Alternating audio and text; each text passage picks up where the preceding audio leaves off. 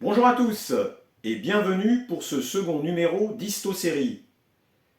Si Gérard Depardieu ou Vincent Cassel ont incarné le personnage de François Vidocq, pour les gens de ma génération, c'est sous les traits de Claude Brasseur qu'on imagine l'ancien forçat devenu policier.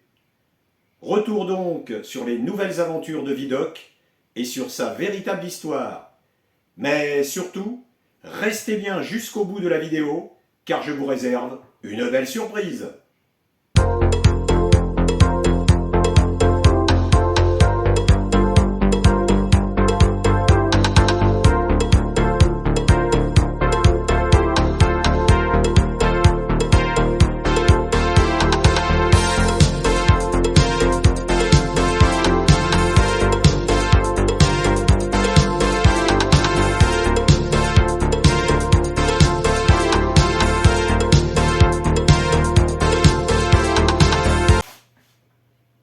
C'est en 1971 qu'apparaît pour la première fois les nouvelles aventures de Vidocq sur la première chaîne de l'ORTF.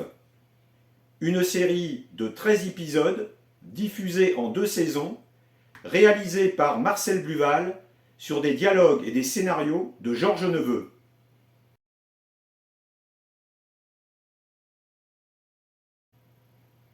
Même s'il a fait quelques incursions au cinéma, avec un film comme Carambolage par exemple, Marcel Bluval a surtout tourné pour la télévision en adaptant dans les années 60 des œuvres de la littérature classique, comme Le mariage de Figaro, Don Juan ou Le jeu de l'amour et du hasard.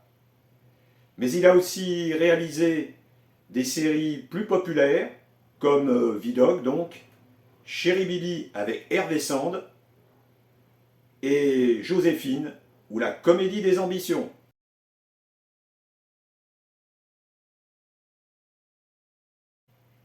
Le personnage de Vidocq n'est pas un inconnu pour lui, puisqu'en 1967, il a déjà réalisé une première série de 13 épisodes en noir et blanc, avec Bernard Noël en Vidocq évadé du bagne, qui tente d'échapper à l'inspecteur Flambard, joué par Alain Motet. Une série que vous pouvez retrouver également en entier sur YouTube.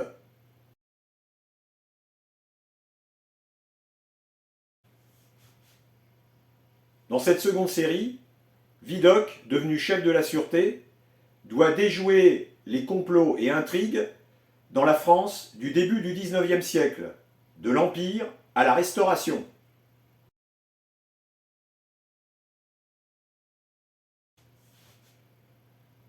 Aidé d'anciens complices et de son fidèle ami Desfossés, il a comme adjoint le naïf et intègre inspecteur Flambard, chargé de le surveiller et qui a du mal à accepter les méthodes d'investigation parfois douteuses de son supérieur.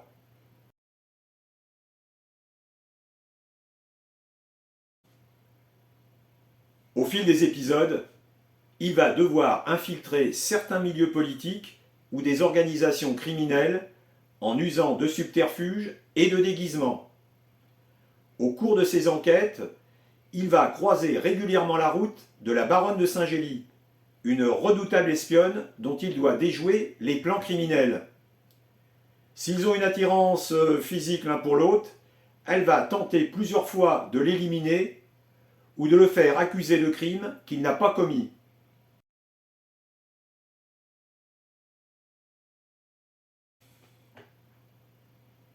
Ce duel entre les deux et le côté naïf de l'inspecteur Flambard sont sans doute pour beaucoup dans le succès de la série.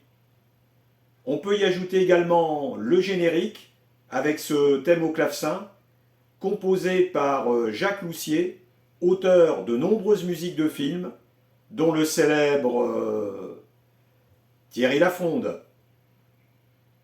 Voilà, après ce résumé succinct de la série, passons à sa distribution.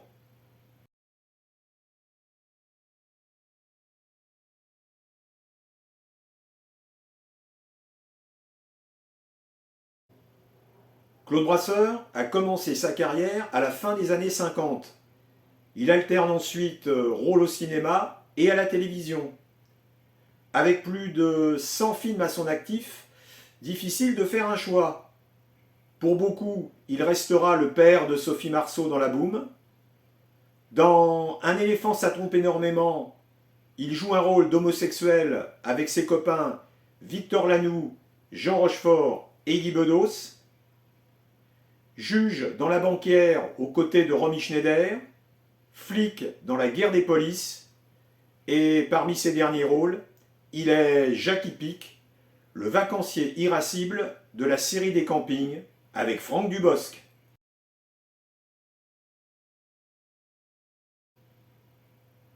Danielle Lebrun a aussi commencé sa carrière à la fin des années 50. Actrice de théâtre à ses débuts, elle a à son répertoire des œuvres de Molière, Shakespeare ou Jean Anouilh.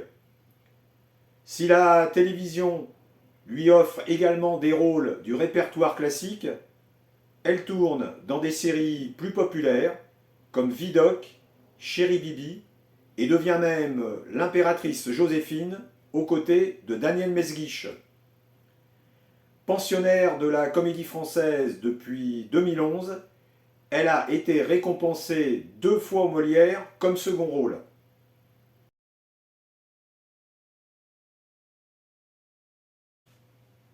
Marius Dicourt est avant tout un acteur de théâtre. Dans les années 70, il a fait le bonheur des soirées télé du vendredi soir dans l'émission de Pierre Savag Au théâtre ce soir. Abonné au second rôle au cinéma, on a pu le voir dans Alexandre le Bienheureux, On a volé la cuisse de Jupiter ou Les mariés de l'an 2.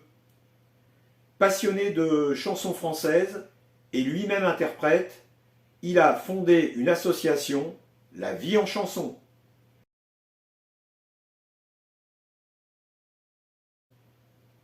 Jacques Seller, avec son physique atypique, est aussi un spécialiste des seconds rôles.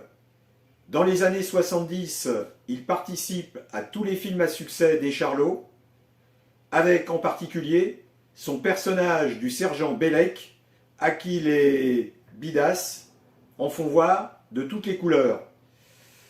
Excusez-moi pour ces références cinématographiques. Il est aussi défaussé dans les 2 versions de Vidocq et jouera également le maître d'école dans une nouvelle adaptation des Mystères de Paris.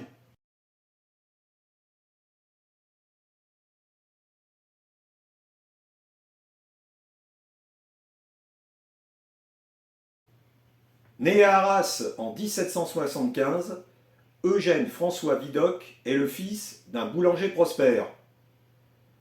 Adolescent, avec un physique déjà impressionnant, il devient la terreur de son quartier. Il commet son premier vol dans la caisse de la boutique familiale pour aller dépenser l'argent et se battre dans les tavernes d'Arras. Son père le découvre et l'envoie passer quelque temps dans une prison pour jeunes délinquants. À sa sortie, loin de se remettre dans le droit chemin, il fracture le coffre de la boulangerie et avec l'argent volé, compte s'embarquer pour l'Amérique. Mais son projet échoue.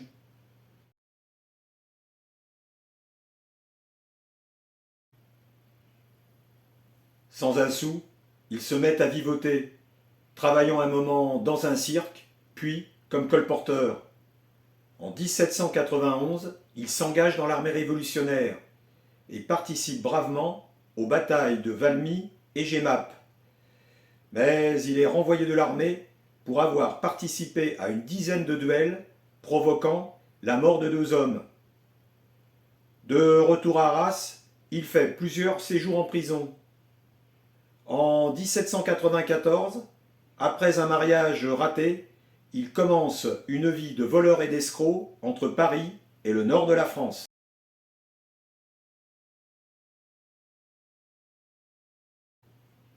En 1796, il est condamné à 8 ans de travaux forcés par le tribunal de Douai pour faux en écriture publique et authentique. Il est envoyé au bagne de Brest, mais 8 jours après son arrivée, il s'évade en se déguisant en matelot. Arrêté de nouveau en 1799, il récidive en s'échappant cette fois du bagne de Toulon. Grâce à ses exploits, il s'attire le respect et la notoriété du monde de la pègre.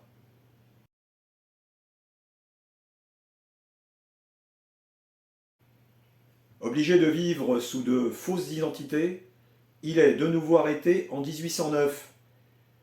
Mais il renonce à s'échapper et propose ses services d'indicateur à la préfecture de police, comme mouchard dans les prisons de Bicêtre et de la Force. Ses talents pour récolter les informations lui permettent de se faire remarquer par le préfet Pasquier, qui comprend qu'il pourrait l'utiliser à l'extérieur de la prison.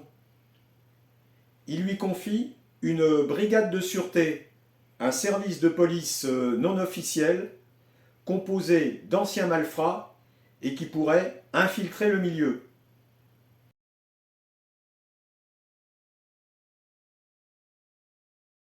Entre 1811 et 1827, la brigade de Vidocq va revendiquer 3 fois plus d'arrestations que la police officielle, faisant naître une rancune tenace de la part de leurs collègues qui n'auront de cesse de la dénigrer et de la calomnier.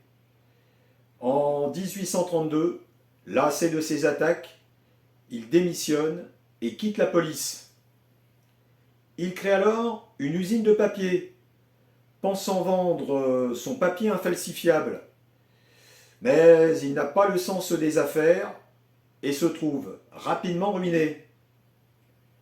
En parallèle, il écrit ses mémoires qui lui vaudront un franc succès et fréquente des écrivains comme Victor Hugo, Alexandre Dumas ou Honoré de Balzac. Mais malheureusement, cela ne suffit pas à combler ses dettes.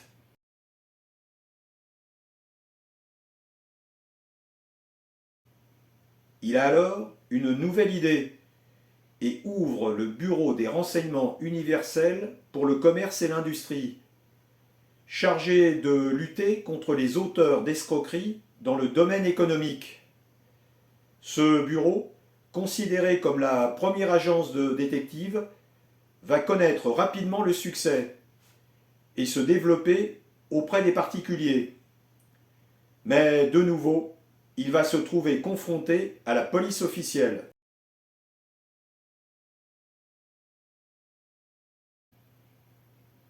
Accusé de tromper dans des affaires douteuses, de faire des arrestations illégales et même d'escroqueries, il passe plusieurs mois en prison avant d'être condamné une première fois par le tribunal. Grâce à ses relations, il est libéré après un second procès, mais c'en est fini de sa réputation et de son agence.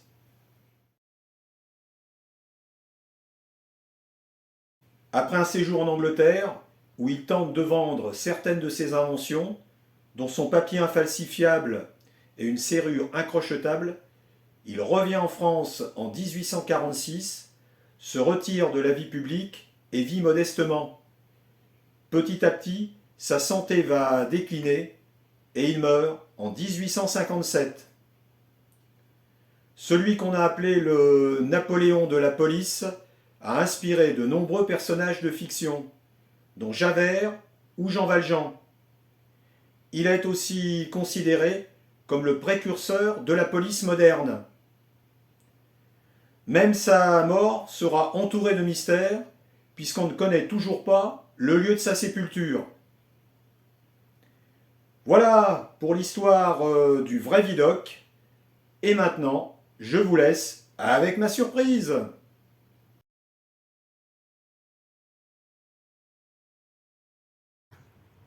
Bonjour Daniel Lebrun, Bonjour.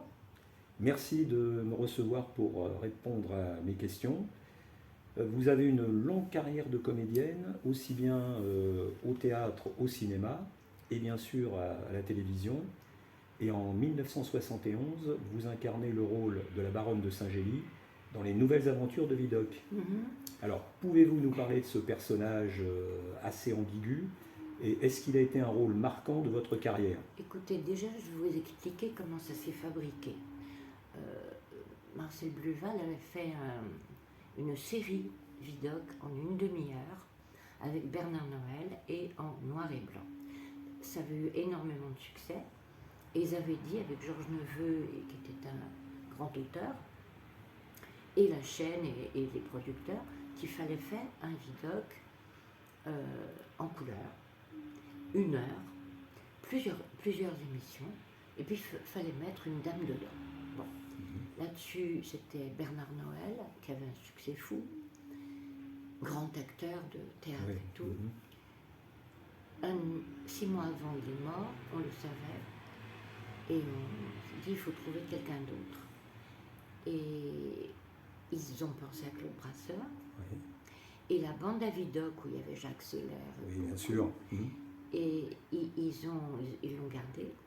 Et Flambard, qui était le policier qui était toujours avec Vidocq, c'était Alain Motet, Voilà. grand acteur aussi. Très grand acteur. Et ils ont voulu changer tout, puisque c'était en couleur, c'était 1 heure, il y avait une dame qui venait tout le temps.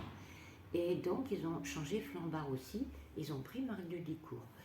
Ils se sont dit, on va voir ce que ça Voilà, donne. avec un petit côté un peu humoristique. Voilà. Alors, oui, Georges Neveu, c'était quelqu'un de formidable. C'était un ancien surréaliste, un poète. Il avait écrit beaucoup pour le théâtre. Et quelquefois, il nous appelait, il appelait Marcel Bluval à 3 h du matin en me disant, oh, j'ai une idée, si on volait la guillotine. Ah oui, c'est vrai, il y a un épisode Il y a un là-dessus. épisode où on Oui, vole la oui, guillotine. tout à fait. Oui. Donc, on ne se prenait pas du tout au sérieux. On faisait aussi des improvisations qu'on a gardées. Par exemple, dans le générique, Marcel a gardé le plan où on rigole parce qu'on avait très très froid. Ouais. On avait mis un peu de glace dans la bouche pour pas que ça fasse de la Ah bulle. oui, d'accord. À Et ce on point-là. valsait comme ça, et on D'accord. avait tellement froid, parce que moi j'étais dans une petite robe Ah oui, bien sûr. Oui. décolletée, et on a eu un fou rire parce qu'on avait des chaussons et des chaussettes énormes, que n'est pas du tout sexy. Et on valsait amoureusement comme si c'était... Comme si c'était... Alors oui. ça, c'était un bon souvenir. Et la bande à Vidocq, c'était extraordinaire aussi parce que c'était beaucoup des copains de théâtre, y compris Claude. On s'était rencontrés. Oui, vous aviez tourné déjà avec lui. Non, ouais. j'avais joué avec Planchon Ah oui, dans la d'accord. tour de Planchon du Urbain. Donc voilà, ça s'est bien passé. On a eu un succès fou. Et ce rôle de Roxane, Georges Neveu était venu me voir au Théâtre de la Ville, où je jouais le misanthrope avec Michel Piccoli. Ouais. Je jouais Célimène. D'accord. Et il m'a dit, je t'écris un rôle aux petits oignons. Voilà. Parce que Célimène est une grande coquette du théâtre classique, mais c'est quand même plein d'humour. Donc il m'avait réservé un rôle de dangereuse qui a envie de faire l'amour avec lui tout le temps, mais qui a envie de le tuer aussi. Oui, d'accord. Oui. Et on ne s'est pas pris au sérieux, et c'est passé comme ça en France. C'était un petit peu inspiré de Milady, un peu. Il y a un petit côté sans Milady doute, bien sûr. des Trois Mousquetaires. Oui, mais elle est, il l'assassine quand même. Et puis les Trois Mousquetaires, c'est les rôles principaux de tous les 4. Oui, mais c'est vrai on peut faire une petite comparaison avec Milady, petite comparaison avec Milady. Bien sûr. Voilà pour Vidocq. On a un très bon souvenir de ça. Voilà. Puis c'est repassé plusieurs fois parce que ça a eu beaucoup de succès. Et donc, on vous en parle encore de ce rôle Certains. Oui, non, mais... Enfin, je pense que c'est plus effectivement les gens de ma génération. Mais quand on a eu des DVD qui sont passés dans le commerce, et puis quand ça repasse à la télé, évidemment, les gens m'en parlent. Enfin bon, j'ai pas fait que ça comme si. Oui, une petite encore qui s'appelait Chérie Baby. Bien sûr, oui, ça je me souviens aussi, bien puis sûr. Le reste, c'était des émissions, disons, en deux épisodes. En 2 épisodes, oui. Donc on ne peut pas appeler ça une série. Voilà. Oui, je me souviens de vous en Joséphine, parce que moi qui aime bien l'histoire napoléonienne. En 4 épisodes peut-être. Peut-être en 4 épisodes, oui. C'était Daniel Mesguich, je trouvais qu'il ressemblait à Bonaparte. Quand il est arrivé, maquillé, coiffé, habillé en Bonaparte, c'était ahurissant. Ouais. Tout le monde a été. On s'est bien amusé. Oui, bah, c'est le problème. Alors en parlant, puisqu'on parle de tournage, quelle différence ou quelles évolutions majeures vous avez constatées entre les tournages des années 70 et... D'abord, et je ceux de me suis dit, maintenant? il y en avait sans doute avant, c'était en noir et blanc, après c'était en couleur.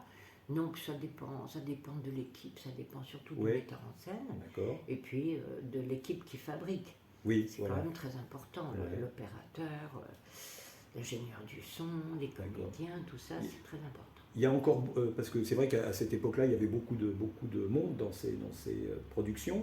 C'est encore Oui. le cas maintenant ou oui, c'est encore... oui, oui, c'est oui. pareil. Mm.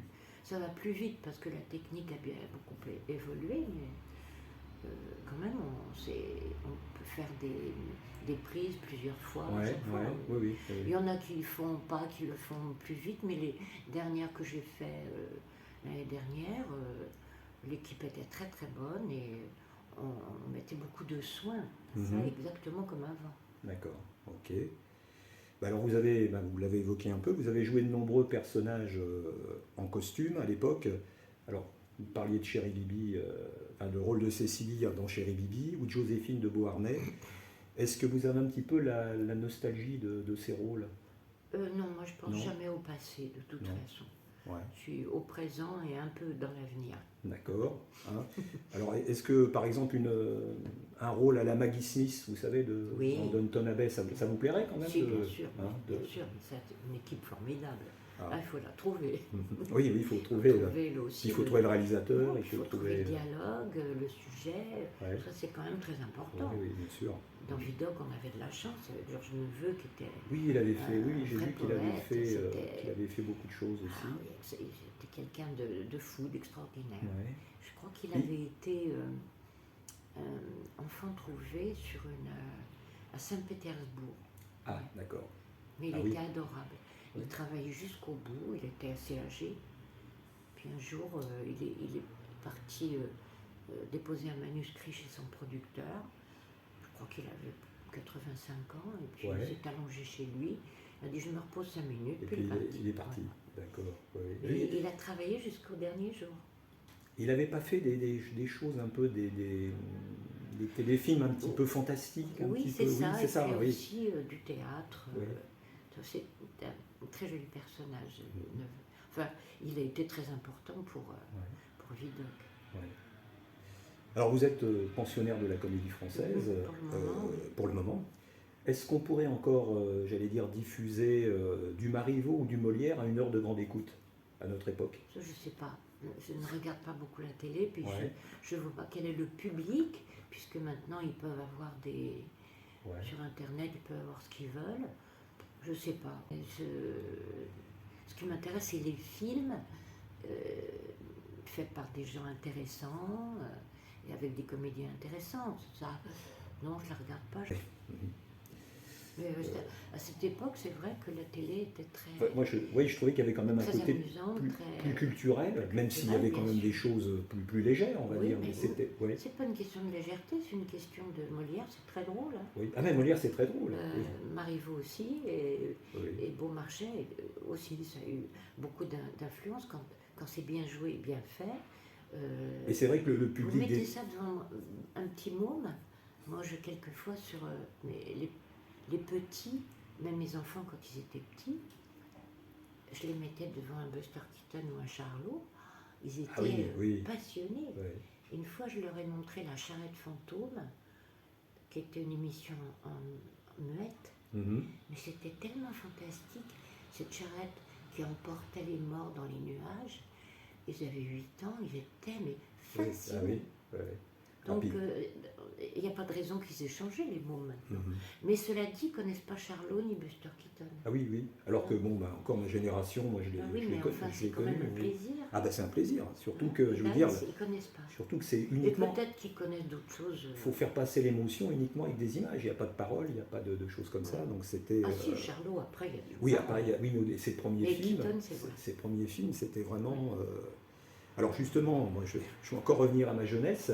je me souviens qu'il y avait beaucoup d'acteurs qui tournaient dans les séries ou les téléfilms qui venaient de la comédie française. On voyait leur nom au générique. Alors j'ai l'impression que c'est plus le cas aujourd'hui. Il n'y a plus la passerelle entre les... Si, entre ils font beaucoup de cinéma, Ouais, les acteurs oui. du français. Ouais. Ah oui. Parce que... Télévision aussi, la Oui. fille, là, il vient de faire Tapis. ouais, ouais. Et d'accord, il est à la comédie. Parce qu'avant, vous voyez, il y avait le... Alors peut-être que je vous dis... Si, il y en a si, plein il y en a au plein. Il y en a cinéma. plein. Mais ça ne paraît plus le fait qu'il soit... Si. Si, parce Il que y a j'ai... Laverne, il y a Stocker, il y a Hervé Pierre, il y a Podalides qui en fait Ouais. beaucoup. Gallienne Ah oui, il y a pas qui fait un d'Alides, oui, c'est film. vrai. Ouais. Oui. D'accord, Il y en a parce que bon, beaucoup. c'est vrai que moi dans ma jeunesse, il y avait des acteurs comme, qui m'ont marqué, comme il y avait Georges Descrières qui était Arsène Lupin, il y avait des gens comme, on parlait de Pia, on parlait Mais de... ça, c'est à la télé. Oui, la télé, je parle Là, à la ils télé, font plus principalement de la télé. cinéma. Oui. À la télé, c'est vrai qu'on a l'impression que... Alors le cinéma, c'est peut-être un peu... Il faisait du cinéma dans le genre de Bucourt, Mhm. même Pierre Freinet qui est passé Ouais. au français, Barrault, enfin, qui n'est pas passé au français d'ailleurs. Ouais. Mais non, c'était marqué sur les génériques. Mhm. Comme Mais oui, maintenant. ah oui, d'accord, parce que je vois sur les, par exemple, les séries, vous regardez des séries télé ou des téléfilms télé, il y en a quasiment pas. Peut-être qu'ils ne veulent pas en faire. Hein. Ouais. Ou alors voilà, c'est peut-être plus le cinéma. Moi, j'avoue que j'en ai pas fait beaucoup après. Ouais. Mhm. Même, j'en ai Ouais. fait 2 petites avec des jeunes que j'aimais bien, avec Ouais. Julie Depardieu, que j'aime Oui. beaucoup. Donc, on choisit aussi. Ah oui, ça, oui. Ouais. Alors peut-être qu'ils ne veulent pas Ouais. faire de la télé, je ne sais pas, Peut-être, ouais. mais ils font beaucoup de cinéma. D'accord. Ouais. Alors c'est peut-être pour ça, parce que c'est vrai que parce que moi je vais. Faut aller au cinéma. Voilà, je ne vais peut-être pas assez au cinéma. Oui, Exactement. effectivement, oui, c'est vrai qu'il faudrait que j'aille plus souvent. Bah, vous avez un petit peu répondu à ma question. J'avais préparé une question si vous regardiez la télé. Apparemment, c'est pas trop votre cas. Non, Enfin, non, ouais. non, je bouquine, je vais au cinéma, Vous je vais au allez- d'accord. théâtre, et puis la télé-réalité, ça m'a Pierre Perret, j'allais vous parler des succès des plateformes, vous savez, vous savez Netflix, j'ai voilà, pas. voilà, j'avais dit Netflix, Vous l'avez tout. Enfin, je l'ai par ma fille, je ne l'aurais Ah pas oui. pris directement. D'ailleurs, il y a beaucoup de... Alors, il y a du bon et du moins bon. Mais, Non, il y a toujours cinéma, mais des choses comme ça. alors Netflix, Des chaînes que je parlais j'aime de, bien. tout à l'heure, je posais la question pour les séries en costume. Il y en a beaucoup, par exemple, espagnoles, vous voyez, de séries espagnoles où c'est en costume un peu. Ah, Je trouve que ça manque un petit peu en France. On va dire que c'est un petit À peu vous dire. mon... Hein, je ne peux pas vous dire, ça je ne connais pas. voilà. Eh bien, écoutez, ma dernière question, alors bon, puisque j'allais dire je vous tiens, quelle est votre actualité? Est-ce qu'on peut vous voir Là, actuellement? Donc j'ai fait les mystères de la Duchesse, je vais sortir un film qui s'appelle Noël joyeux, ça va passer à Noël d'ailleurs, avec Emmanuel DeVos. Ouais. Et après, il va sortir bientôt le film de Toledano qui va s'appeler Une année difficile avec Cohen et Marmaille. Voilà. D'accord. Ça va Bon, passer voilà. très bientôt.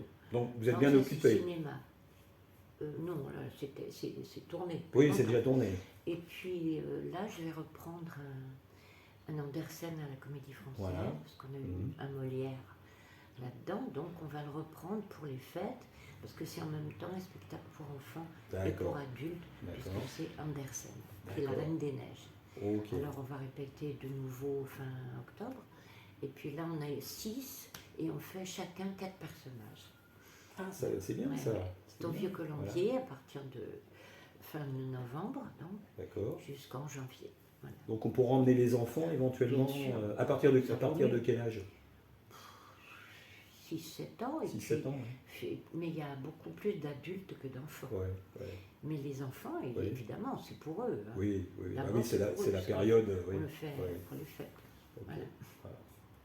Bon, écoutez, Daniel Lebrun, je ne vais pas plus abuser de votre temps. Merci Je vous en prie. beaucoup de m'avoir invité chez vous et d'avoir répondu à mes questions. À Voilà. Merci à vous de m'avoir suivi et à bientôt sur Histodot.